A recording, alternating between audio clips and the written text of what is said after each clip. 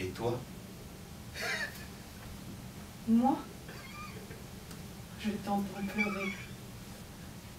Ah, j'ai pleuré moi aussi. Et les larmes me faisaient mal. Elles passaient sur mes yeux comme un fer rouge. Et puis, mes yeux sont morts. Alors, à sentir toujours la nuit autour de soi, on pense, on réfléchit, on s'apaise. Tu vois, aujourd'hui, je ne pleure plus. Je suis presque consolée parce que tu es près de moi. Cela évoque tant de souvenirs. Tu te rappelles notre maison? Hélas. J'y pense souvent. N'est-ce pas? Ne pouvant plus regarder autour de moi, je regarde en moi. Que c'est loin déjà. Ceux qui te jugeaient tout à l'heure seraient bien étonnés s'ils nous voyaient comme nous sommes, l'un devant l'autre en ce moment. À quoi tiennent les choses pourtant? Si j'étais venue aux assises, tu croyais que je viendrais? Oui. Et tu avais peur? Oui.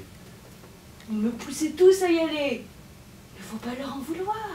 De leur part, c'est bien naturel. Ils voulaient que tu fusses condamné. Ils ne pouvaient pas éprouver ce que moi j'éprouve. Tu es meilleur que tous. Parce que tu serais resté quelques années en prison, serais-je redevenue la femme que j'étais? Alors? Je me repens. Je me repens, je suis un misérable. Un autre aurait fait ce que j'ai fait, je dirais que c'est un monstre. J'ai honte d'être libre. Je te demande pardon. Je te demande pardon. Relève-toi. Relève-toi.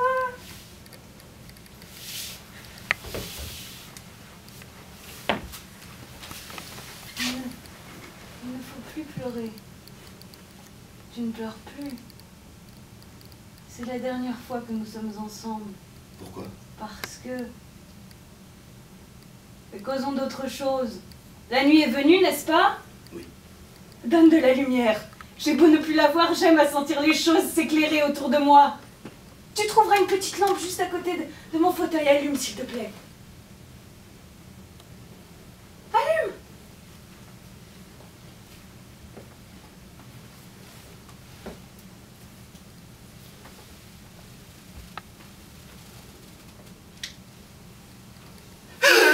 Qu'est-ce que tu as? Rien. Rien. Si, tu m'as vu. Je suis effrayante, n'est-ce pas? Mais non. Effrayante! Tu t'éloignes de moi? Mais non. Je suis là. Près de toi.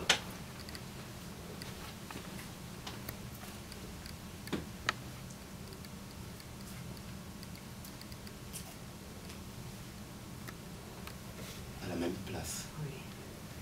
Maintenant. Mais je te voudrais plus près encore.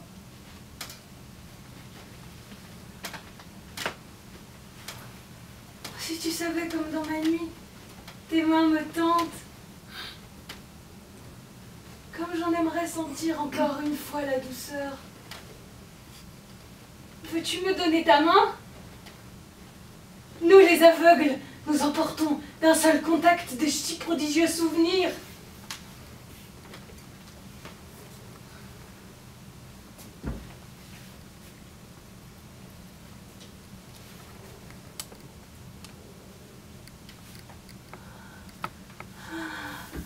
Ah, que c'est bon. Tu n'es pas fâché? Mais non. Cela t'ennuie? Pourquoi dis-tu cela? Je croyais que tu te reculais. Mais non. Oui, comme ceci. Il me semble que nous sommes toujours les amants d'autrefois. Mais tu n'as plus ma bague? Tu l'as jetée? Mais non. Alors pourquoi ne la portais-tu plus? Moi j'ai toujours la mienne. On me l'a retirée parce que mes doigts étaient brûlés, la chair est encore à vif.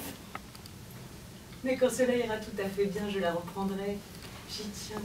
Tu te souviens, tu disais, c'est notre alliance. Pourquoi ne l'as-tu pas gardée? Je n'osais pas. Il faudra la reprendre. Tu la reprendras, tu me le promets? Je te le promets. Laisse-moi ta main, laisse. Elle est tiède. Tu sens comme j'ai froid?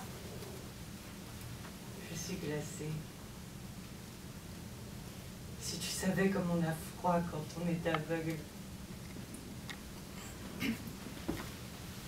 Ne pleure pas. Je ne pleure pas. De petites faiblesses qui passent. Tu me permets de te caresser les doigts?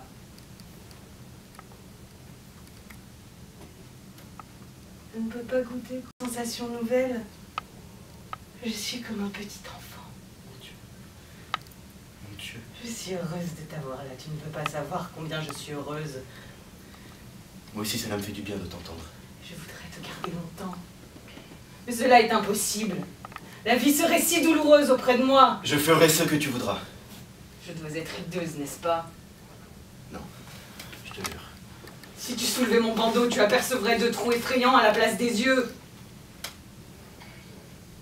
Je ne vois pas ce qui me soigne, mais je les sens trembler quand ils découvrent mon visage.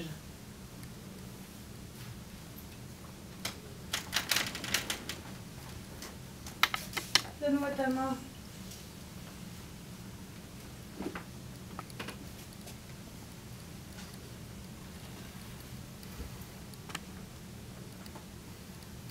Tu vas sentir.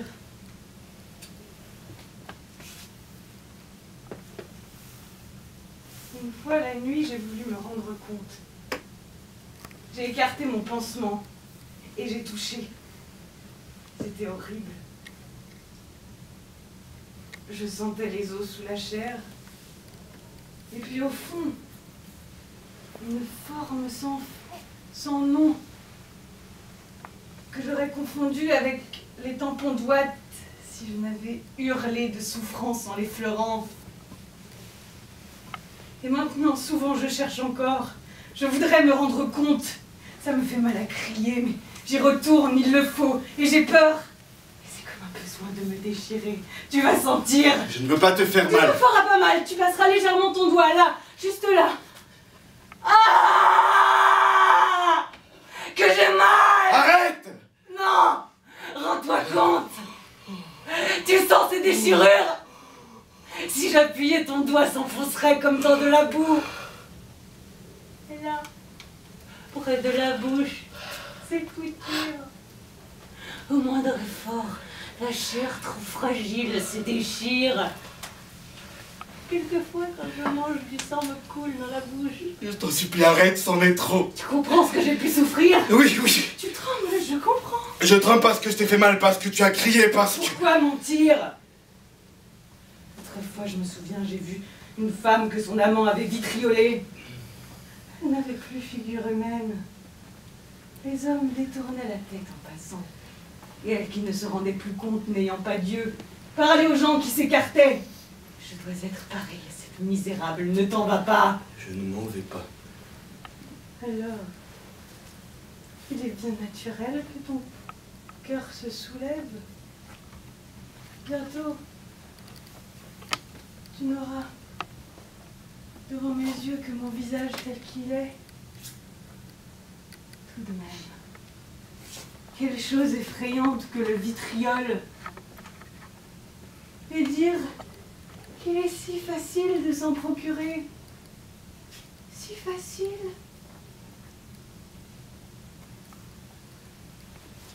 Nous ne parlons pas toujours de cela. Cela ne t'ennuie pas. Non. Causons d'autre chose. Oublie tout ce que je viens de te dire, va. Oublier? Oui, oublie, voyons. Conte-moi un peu tes projets. Que comptes-tu faire maintenant? Je ne sais pas, je n'ai pas pensé à cela. Cela a si peu d'importance. Je suis si désemparé, si là. Oh, enfin, tu comptes bien faire quelque chose. Je tâcherai de retrouver une place de mannequin si on veut encore de moi. Mais pourquoi ne voudrait-on plus de toi? Tu es jeune, tu es beau. Parce que tu es toujours aussi beau, n'est-ce pas? Réponds, dis-moi. Je voudrais savoir si tu es toujours beau.